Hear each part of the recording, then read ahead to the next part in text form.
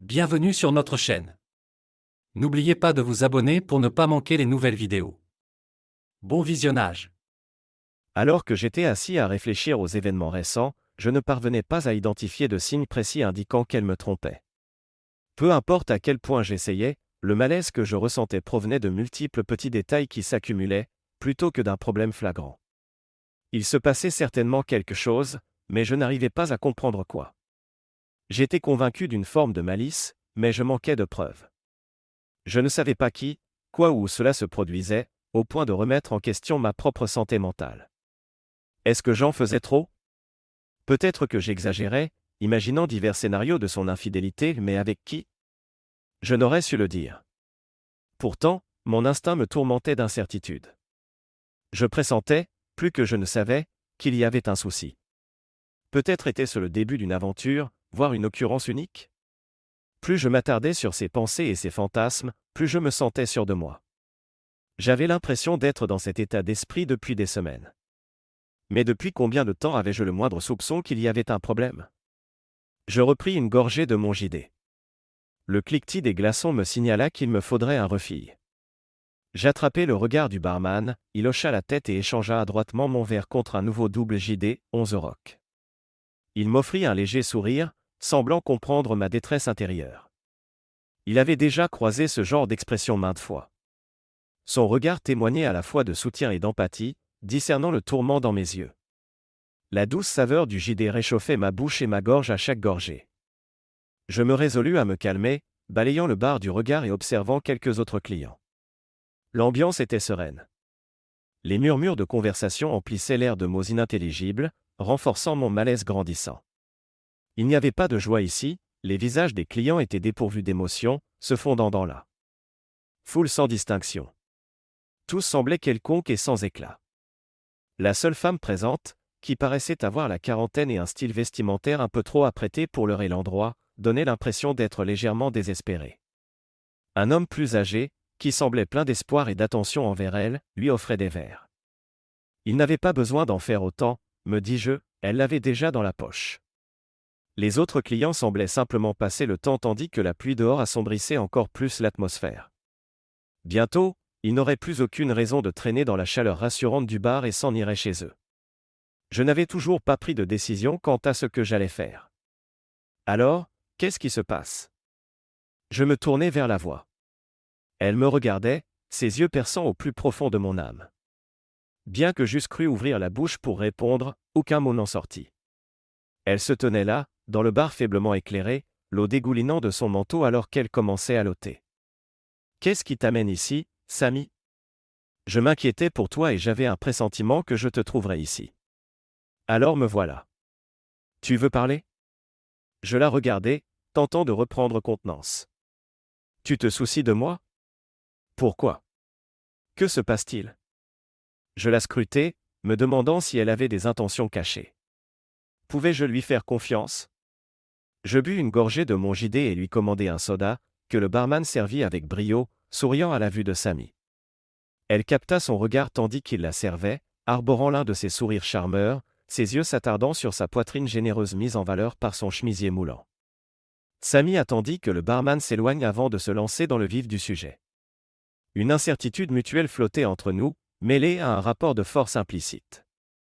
J'abordai mes inquiétudes concernant son comportement récent, faisant remarquer qu'elle semblait préoccupée. Je lui exprimai mon souhait qu'elle partage ce qui se passait. Quand je plongeais dans ses yeux bruns, je me rappelais combien il était facile pour elle de me comprendre, comme un livre ouvert. Cette compréhension était ce que j'appréciais le plus chez elle. Malgré quelques désaccords occasionnels, nous avions toujours préservé une relation franche et sincère. Toutefois, il y avait des sujets que nous n'abordions pas explicitement, même si nous en avions conscience tous les deux.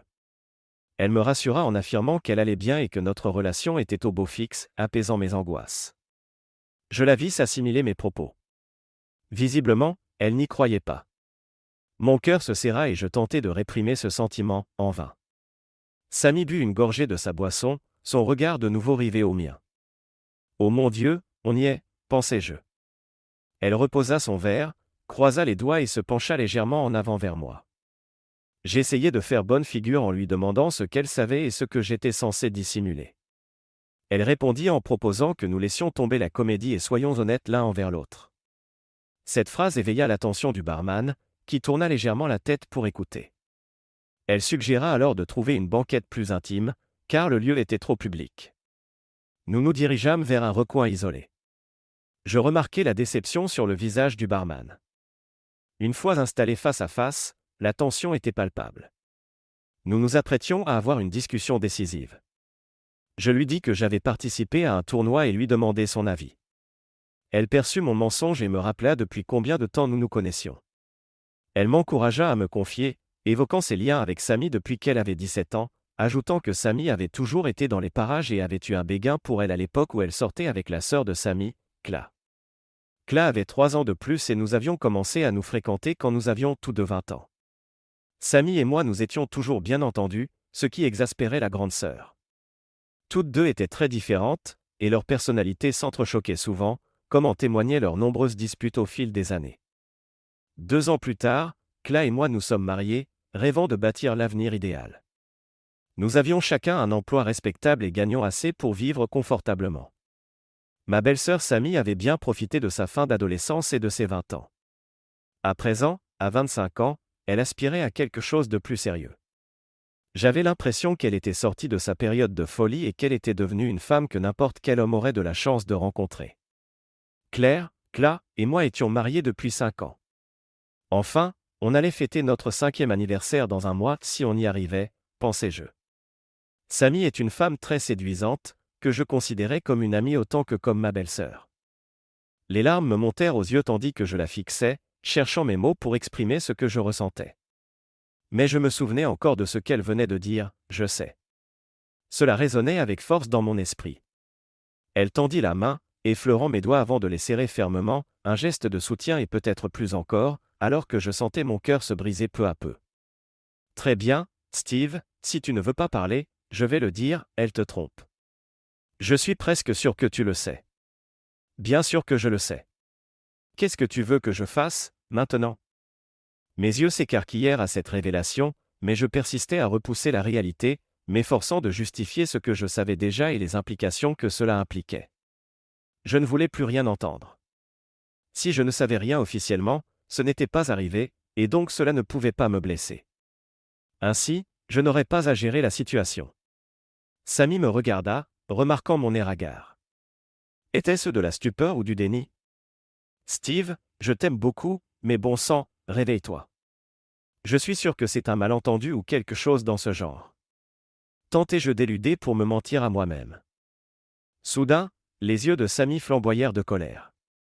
Elle s'avança et me gifla violemment. Le barman s'arrêta net dans son geste de nettoyer un verre. Tout va bien, là-bas ? Oui, tout va bien, répondis-je en levant la main pour le rassurer.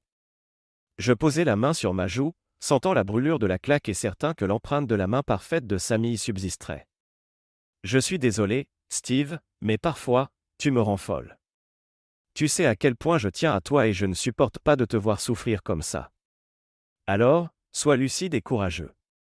Ça se passe sous tes yeux, et il va falloir agir. J'avalai ma salive, frottant ma joue tandis que la gravité de la situation me frappait de plein fouet, la douleur de sa gifle me ramenant à la réalité. D'accord, je vais commencer. Tu t'en doutes au moins un peu, mais je vais poursuivre quand même. Il y a quelques semaines, j'étais avec elle quand son téléphone a sonné. Elle s'est éloignée pour répondre, ce qui m'a semblé étrange, vu qu'on est sœurs. Bon sang, qu'est-ce qu'elle avait à me cacher ? Je vois.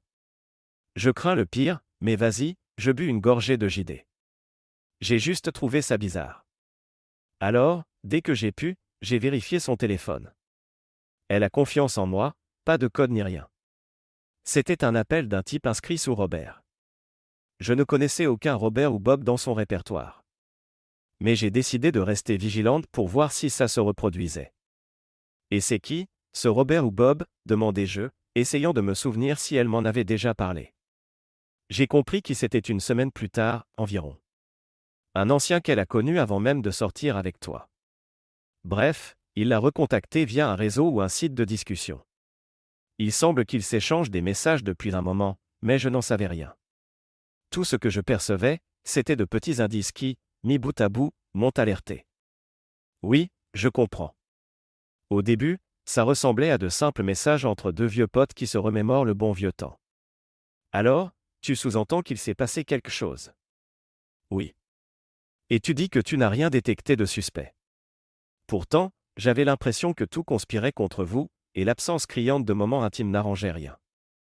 Samy me jeta un regard ébahi, comme si j'étais stupide. Quoi? Steve, j'ai beaucoup d'affection pour toi, mais réagis un peu, s'il te plaît.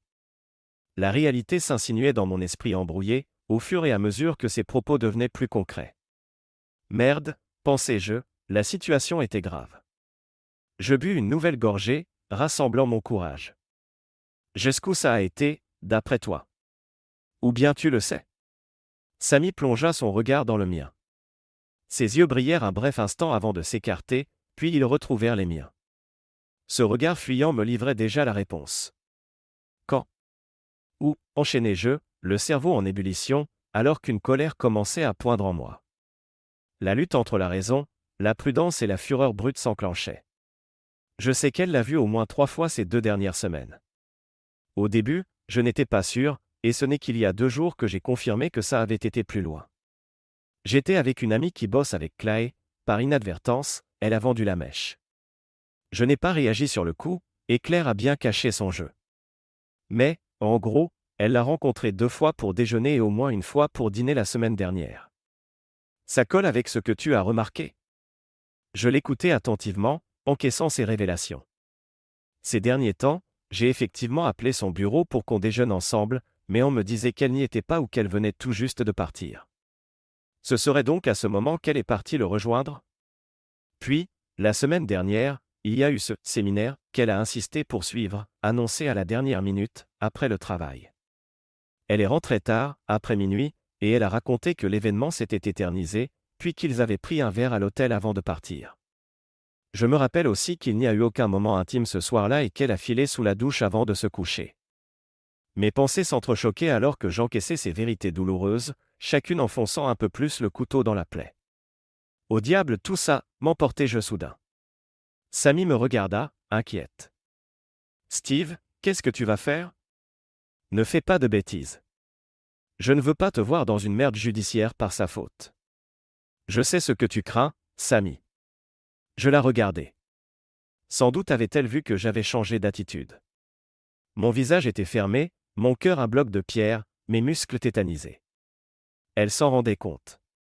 Au diable tout ça. Je refuse de tolérer ça, quoi qu'il en coûte.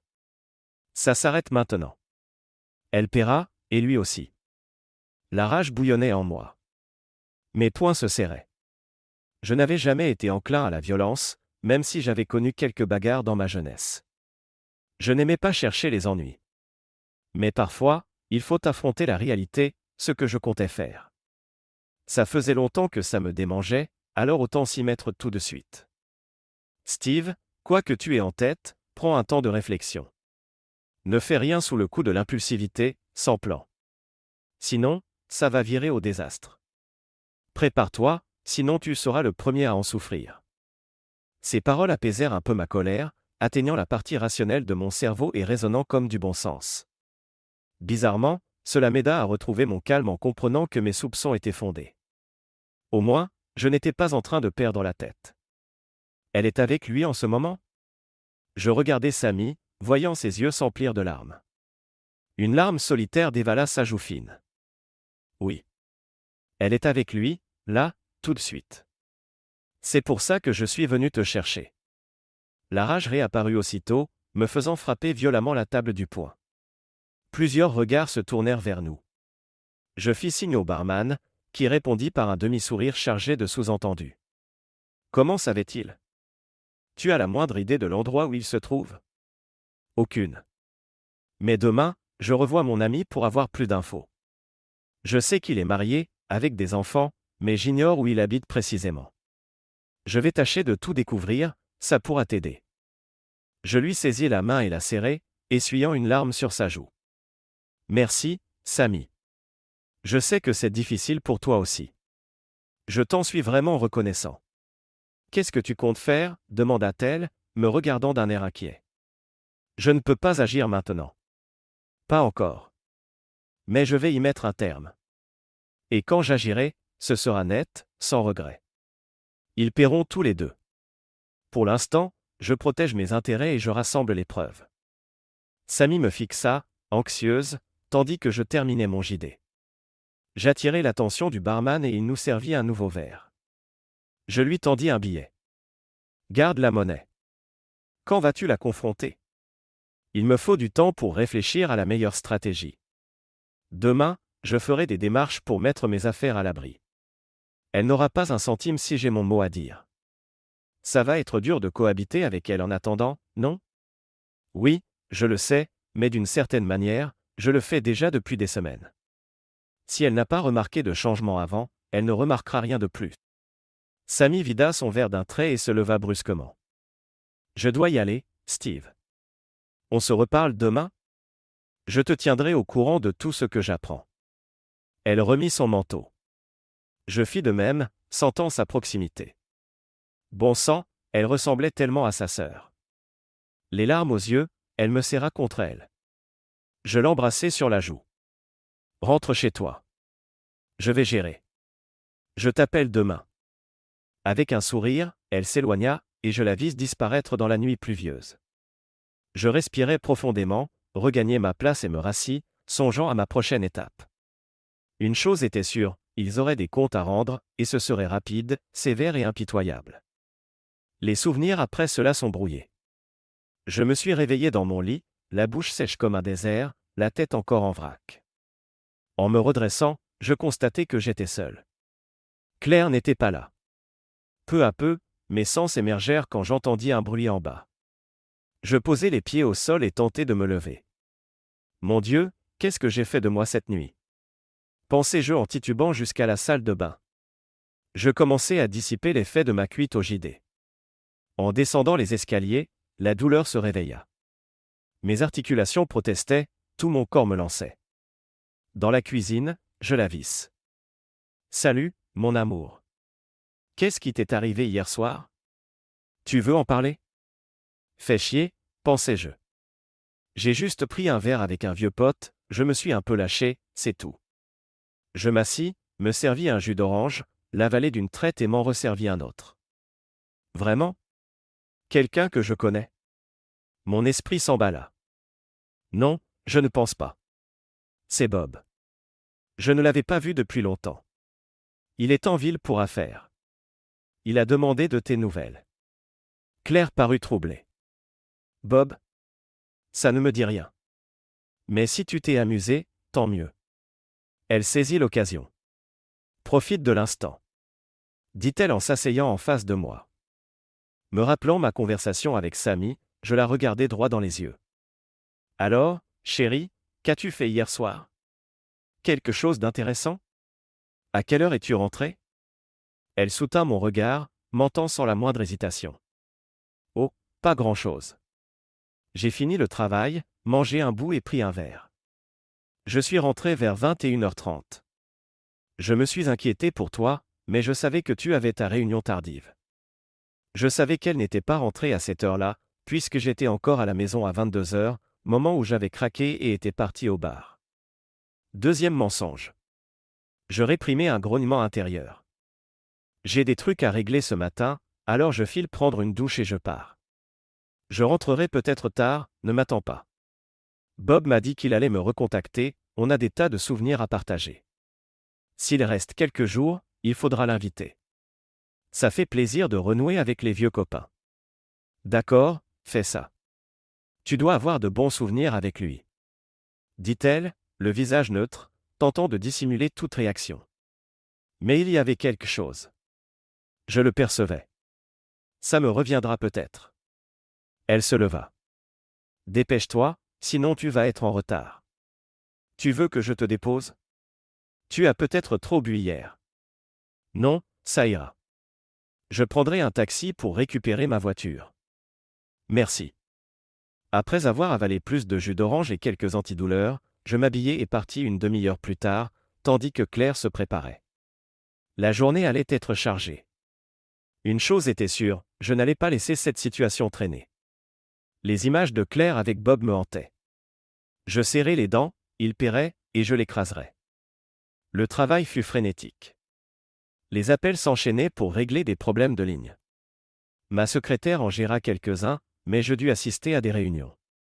En milieu de matinée, le rythme se calma et je pus me consacrer à mes affaires personnelles. Je fermai la porte de mon bureau et examinai mes comptes. En 15 minutes, j'avais sécurisé mon argent, transféré quelques fonds. J'appelai aussi un avocat pour envisager un divorce. Il me restait quelques jours pour récolter davantage d'informations, mais au moins, j'aurais une longueur d'avance. Claire possédait son propre compte et sa propre carte, donc je n'avais pas besoin de bouger de ce côté-là. Le souci, c'était notre compte joint, que je bloquai rapidement pour limiter les retraits. Mon compte personnel était déjà à l'abri, le solde principal ayant été retiré. Nous n'avions pas d'enfants, donc une séparation serait sans doute plus simple. Je décidai en mon fort intérieur que tout dépendrait de son aveu et de son désir de se faire pardonner. Si elle refusait, ce serait la fin pour nous. Cette prise de conscience me pesa. Assis à mon bureau, je me demandais s'il me fallait plus d'informations sur le fameux Bob pour étayer mon dossier ou si ce que je savais déjà suffisait à les affronter. Mon téléphone sonna. Allô, c'est moi, Samy. Comment ça va, Steve? Oh, tu sais, je gère. Je réfléchis, je planifie, j'essaie de m'organiser. Intéressant. Moi aussi j'ai avancé. J'ai des infos sur ce type, grâce à une amie. Il s'appelle Bob Stones, il est marié. J'ai aussi son adresse et son lieu de travail. Une copine qui connaît Claire les a vus ensemble récemment. D'après elle, ils sont plutôt proches. Elle dit qu'ils essaient de le cacher, mais c'est évident. Elle les a vus ensemble? Oui, ils étaient au Rata l'autre soir, après le séminaire. Ils sont restés alors que tout le monde était parti. Elle m'a dit qu'ils avaient l'air de bien s'entendre. Ça nous donne un début. Les caméras de l'endroit auront sûrement enregistré quelque chose, si jamais ça devient nécessaire. Merci, Samy. Donne-moi les détails, que je vois un peu plus clair. Ça me ronge, et je ne sais pas combien de temps je pourrai encore retenir ma colère. Samy me fournit les informations, et en quelques minutes, je trouvai la page de Bob sur les réseaux sociaux, ainsi qu'une photo. Sa tête me semblait familière, mais impossible de remettre la main sur où et quand je l'avais croisé. Regardant l'heure, je vis qu'il était presque midi. Je songeais à appeler Claire pour lui proposer un déjeuner ou simplement pour la bousculer un peu. Mon estomac se serra alors que je composais son numéro. Elle décrocha. « Salut, chérie. »« Salut, ma puce. Tu fais quoi pour déjeuner? On peut se voir? » Oh, désolé, mon amour, j'ai un rendez-vous dans 30 minutes qui va me prendre tout l'après-midi. Je comptais juste avaler un truc rapide au supermarché du coin. Tout va bien? Pourquoi tu m'appelles? Nouveau client, un certain Monsieur Stones. Ces mots me transpercèrent comme un couteau. Avait-elle l'intention de me narguer délibérément? Je retins mon souffle pour rester calme. Ah, oui, tout va bien, espèce de garce, pensai-je intérieurement. Troisième mensonge. Elle venait de dévoiler son jeu. Ni pitié, ni pardon. Terre brûlée. Oui, chérie, je suis là. J'étais un peu perdu dans mes pensées. Bon, je te laisse. Tu dois te préparer. Profite bien et à plus tard. D'accord, bisous, je t'aime. Au revoir. Je raccrochai, fou de rage.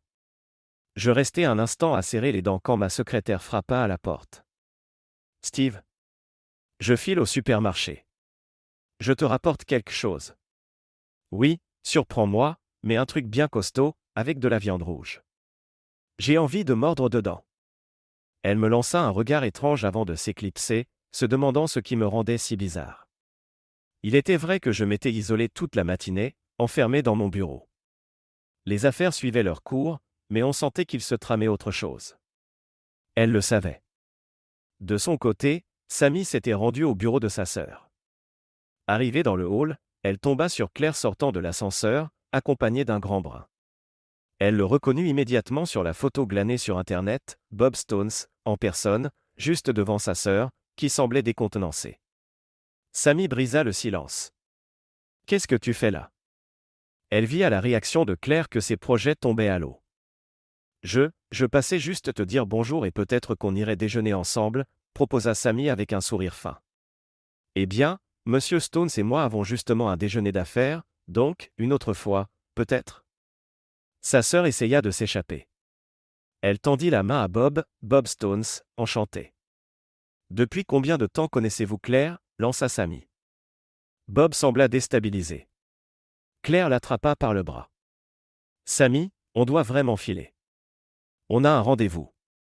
On se revoit plus tard. Sammy la regarda d'un air ironique tandis que le couple s'éloignait pour monter dans un taxi. Elle fixa sa sœur, qui lui jeta un dernier regard alors que le véhicule partait.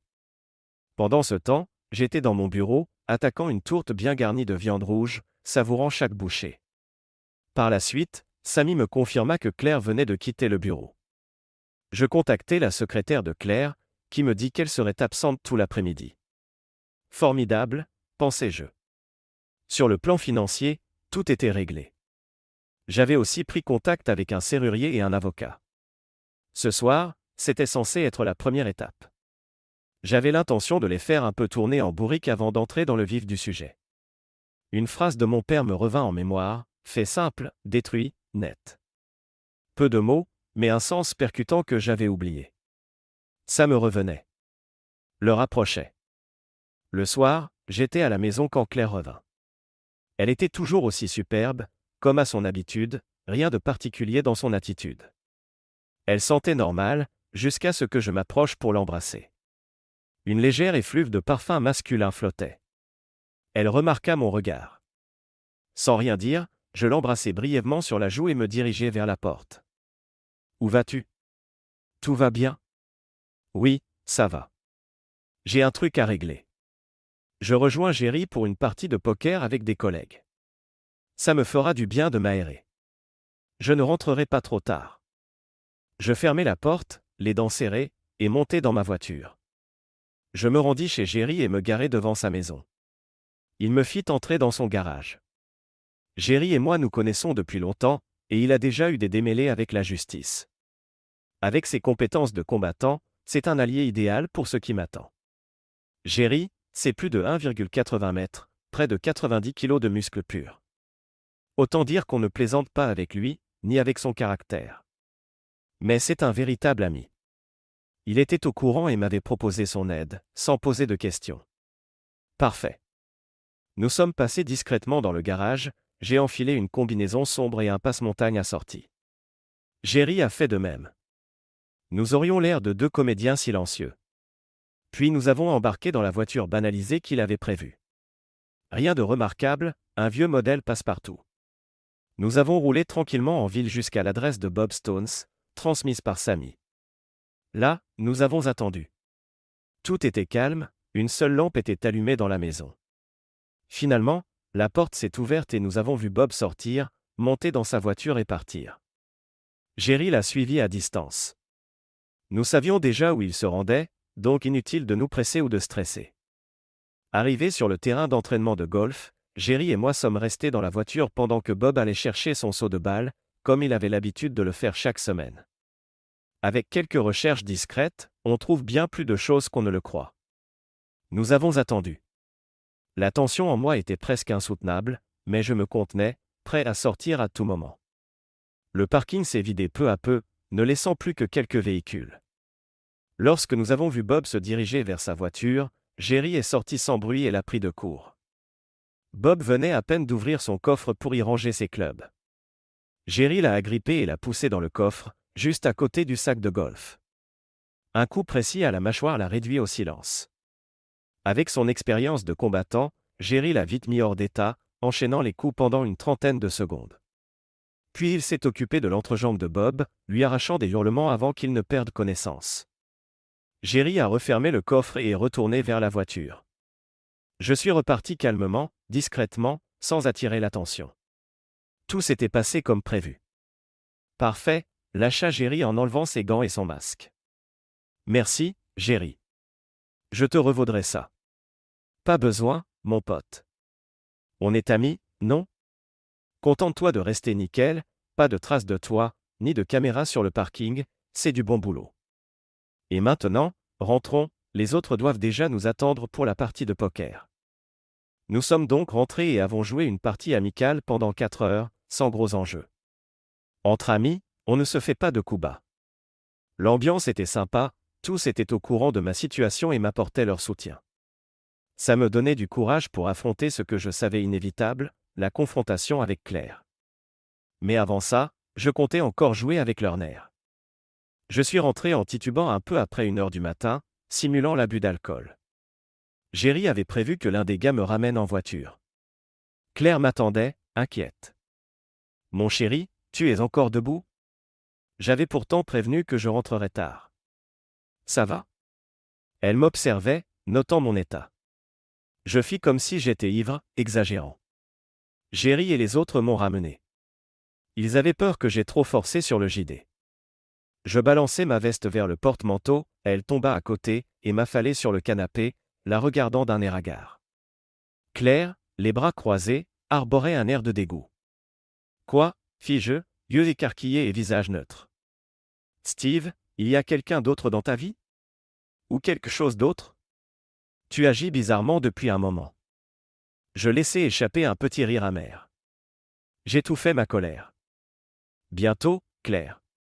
Bientôt. Je vais très bien, ma chérie. C'est juste une mauvaise passe qui va bientôt se terminer. » Claire, perplexe, vit bien que la situation était grave. Nous sommes allés nous coucher. Je simulai un endormissement quasi instantané, ce qui l'énerva davantage. Elle avait hâte de me confronter, mais je restai hermétique. Au matin, Claire se leva tôt pour préparer le café. Je me dirigeai vers la cuisine en faisant mine d'avoir la gueule de bois. Je m'assis. « Bonjour, chérie. Comment vas-tu ? » ?»« Dieu merci, je me sens mieux qu'hier, mais j'ai encore mal au crâne. »« Tu n'aurais pas un truc pour ça ? » Elle me lança des cachets. Je bus mon café pendant qu'elle paraissait pensive. Je vis son téléphone sur la table. Mon regard s'y attarda. Claire s'en rendit compte et je perçus chez elle l'envie d'attraper l'appareil. Mais elle s'en abstint, de peur de paraître suspecte. Je pris un peu plus de jus d'orange, puis me saisis de son téléphone du bout des doigts. « La batterie est faible, chérie. Ne rate pas un message important à cause de ça. » Je le lui rendis, puis sortis de la cuisine pour m'habiller. Elle me regarda, comprenant que quelque chose clochait. Bob, de son côté, n'avait pas envoyé de message ce matin, contrairement à son habitude. Se pouvait-il qu'il soit arrivé malheur ? Elle balaya cette idée, se disant qu'ils avaient été discrets. Après tout, ce n'était qu'une aventure sans lendemain, 3 sorties à l'hôtel, des déjeuners, des dîners. Rien de bien méchant, se rassurait-elle. Steve ne se douterait jamais de rien, non ? Elle réalisa soudain qu'il n'avait pas eu de rapport intime depuis un moment, elle et moi. Elle ne s'en rappelait plus. Elle se disait qu'il faudrait vite y remédier, de peur de m'éveiller aux soupçons. Je dévalai les marches et quittai la maison avant qu'elle ne puisse m'embrasser. Je lui fis un signe et un sourire, partant au travail vers 11 heures. De là, je lui envoyai un message.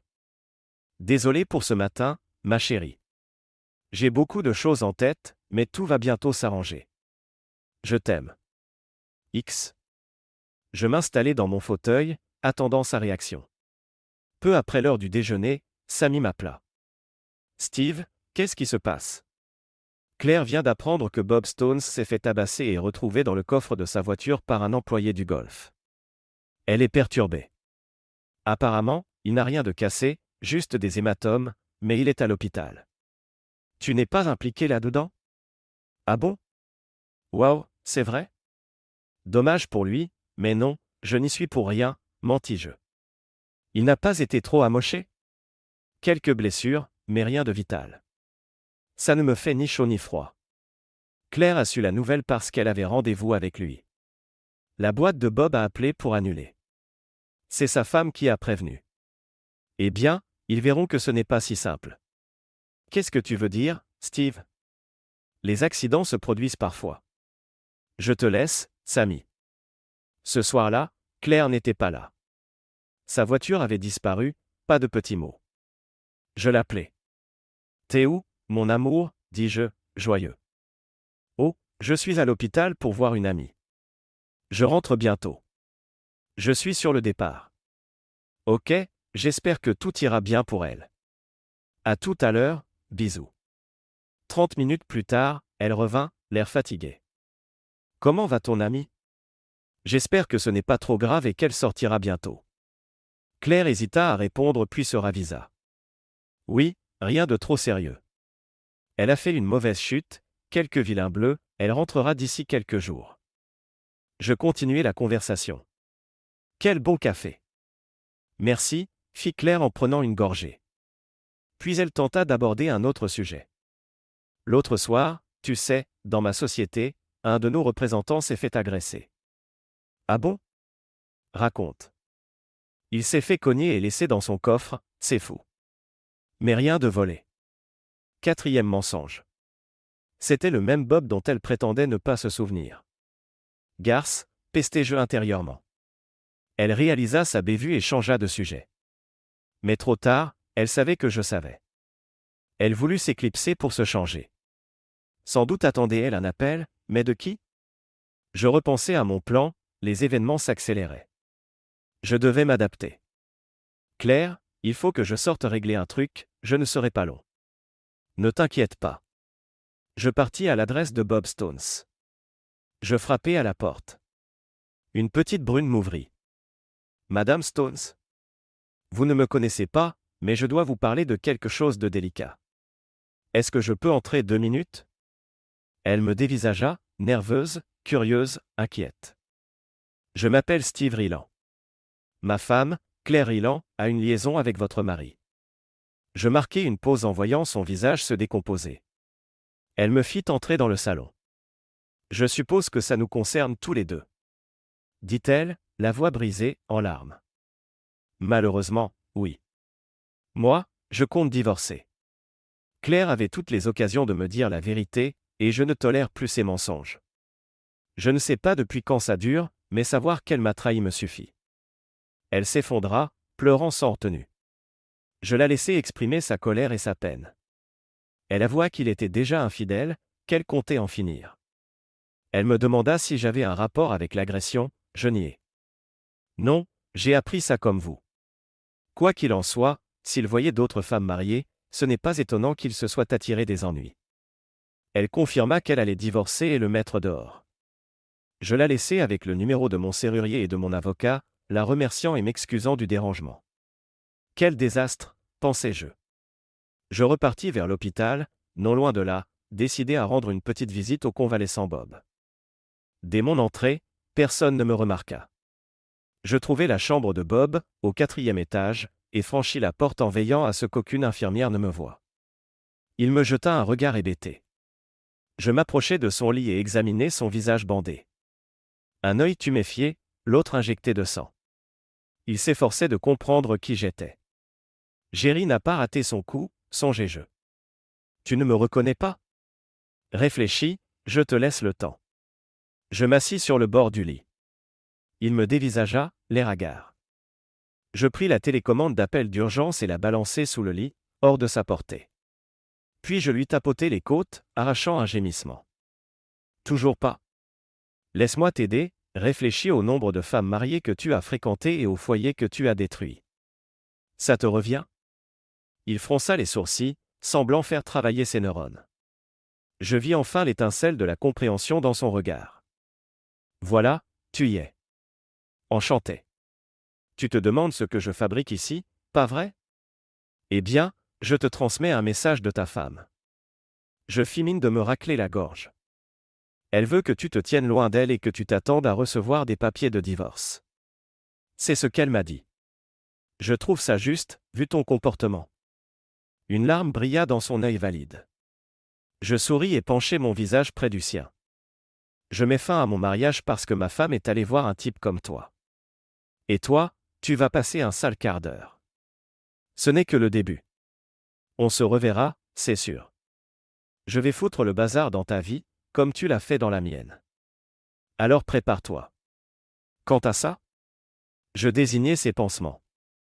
Je n'y suis pour rien. Juste pour que tu le saches. Je levai le poing et frappai son œil déjà meurtri. J'entendis un petit bruit d'os, rien de grave. Il voulut riposter, mais il cria et perdit connaissance. Je me relevai, sortis de la chambre sans être vu, un sourire satisfait aux lèvres. Sur le trajet du retour, je me forçai à conduire prudemment. Je me préparais à affronter l'autre problème. Une fois qu'on entame une vengeance, difficile de s'arrêter. Bien sûr, la fin de mon mariage me brisait le cœur, mais la trahison de Claire ne laissait aucune place à la réconciliation. Ma seule consolation, c'était que ceux qui m'avaient fait du mal allaient souffrir encore plus. Je ne pardonne pas facilement. Et la carte de visite laissée à Bob indiquait qu'on se reverrait. En arrivant dans l'allée, je vis la voiture de Claire, garée au même endroit qu'il y a 2 heures. Je tapotai distraitement le capot en me dirigeant vers la porte d'entrée. Ce serait peut-être la dernière fois que je franchirais ce seuil en tant qu'homme marié. Un sentiment de lourdeur m'envahit, comme si toutes les angoisses accumulées ces derniers jours pesaient sur mes épaules. En entrant, je percevais comme une tension dans l'air.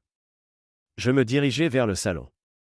À mesure que j'approchais, j'entendais le son de la télévision, faible. Je m'arrêtai sur le pas de la porte et observai Claire, assise sur le canapé, manifestement terrorisée, comme si elle redoutait le moment inévitable. Elle sentait que la mascarade touchait à sa fin. Elle avait les mains qui tremblaient, tentant de se contenir.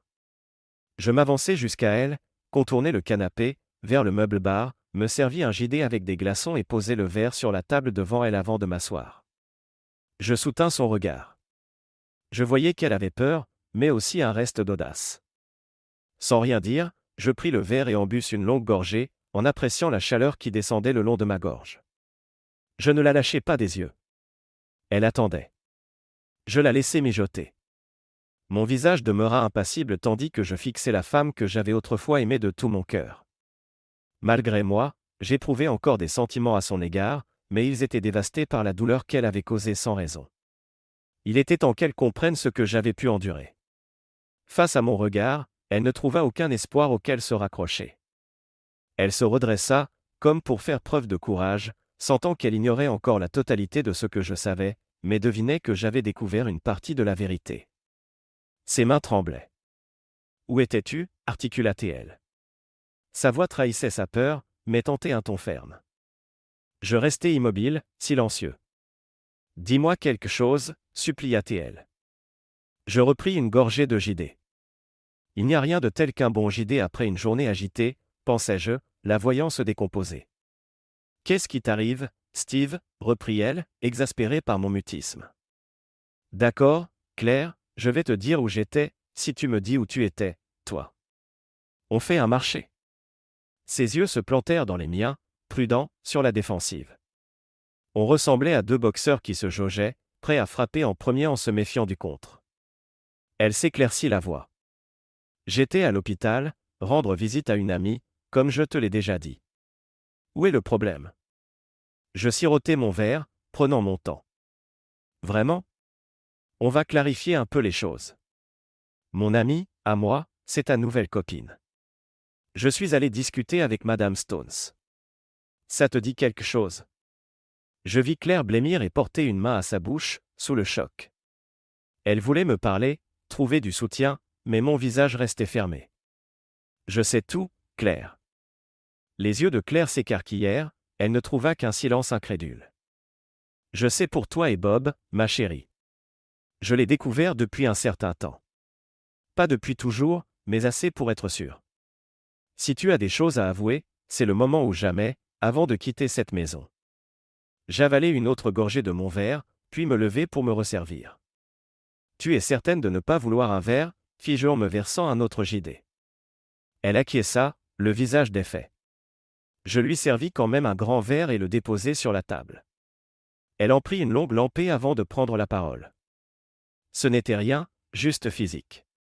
Cela n'avait aucune importance, vraiment. Ça ne comptait pas, c'était juste. Rien du tout. Et nos vœux ? Entendre l'excuse toute faite du « ce n'était que du sexe » me mit en fureur. 2 adultes qui se trompent, ça ne se produit pas par magie. Il y a forcément une décision, des intentions. Ne me prends pas pour un imbécile. Toi et Bob avez mijoté ça pendant des semaines, voire plus. Mais ça se termine maintenant. Et vous pouvez aller au diable, tous les 2. Claire tenta de se défendre. On l'a fait seulement 2 fois, et honnêtement, ce n'était pas terrible. L'idée me plaisait, mais j'avais sans cesse peur que tu la prennes. Et moi, je le découvre enfin. Bravo. J'espère que ça en valait la peine de risquer notre mariage. Elle, l'air abattu. Steve, je suis vraiment désolé. Ça ne signifiait rien, on peut s'en sortir. Je ferai ce que tu voudras. Un petit rire nerveux m'échappa. Elle comprit que c'était mauvais signe. C'était une erreur, mais on peut arranger les choses, je le regrette tellement. Bien sûr que tu regrettes de t'être fait prendre. Tu aurais arrêté si je ne l'avais pas découvert? Permets-moi d'en douter. Les coupables ont toujours les mêmes excuses. Tu mens depuis le début avec une facilité déconcertante. Peut-être que tu finis par y croire toi-même, mais pas moi. La femme que j'aimais est morte à mes yeux. Je ne te reconnais plus. Elle réalisa enfin l'ampleur du désastre. Qu'est-ce que je peux faire, Steve? C'est fini, entre nous? Pendant mon absence, j'ai appelé Sammy. Elle sait tout. Elle va passer te chercher dans quelques minutes. Où vais-je aller? Tu me fous dehors? Tu es libre d'aller où tu veux, traîtresse. Chez Bob, à l'hôpital, je m'en fous. Tu n'as plus ta place ici. C'est terminé. Je reposai mon verre, marquant la fin de la discussion. Claire me fixait, effondrée, quand un coup retentit à la porte. J'allais ouvrir à Sammy. Elle me demanda à voix basse. Alors, ça s'est passé comment? Nous rejoignîmes le salon. Claire, en larmes, sanglotait bruyamment. Je regardai Sammy. S'il te plaît, emmène-la. Je ne veux pas m'emporter. Je suis encore attaché à elle, malgré tout, et ça pourrait mal tourner. Fais vite, je te remercie. Je t'appelle plus tard. Je repris un verre tandis que Sammy rassemblait les affaires de Claire. Je l'entendis pleurer, suppliant sa sœur, mais celle-ci avait déjà compris la leçon et s'exécuta rapidement. En moins de 10 minutes, Claire était partie. Le plus dur, à présent, serait d'éliminer définitivement sa présence de ma vie et de panser mes plaies. Ma vengeance m'aiderait à surmonter cette épreuve. J'attendais ce moment avec impatience, accompagné d'un dernier verre. Puis je me dirigeai vers le jardin et j'allumai un brasier avec les affaires de Claire. Elle n'avait plus sa place chez moi. Va au diable, marmonnai-je, finissant la bouteille et la jetant dans les flammes. Merci de regarder et n'oubliez pas de vous abonner pour ne pas manquer les nouvelles histoires.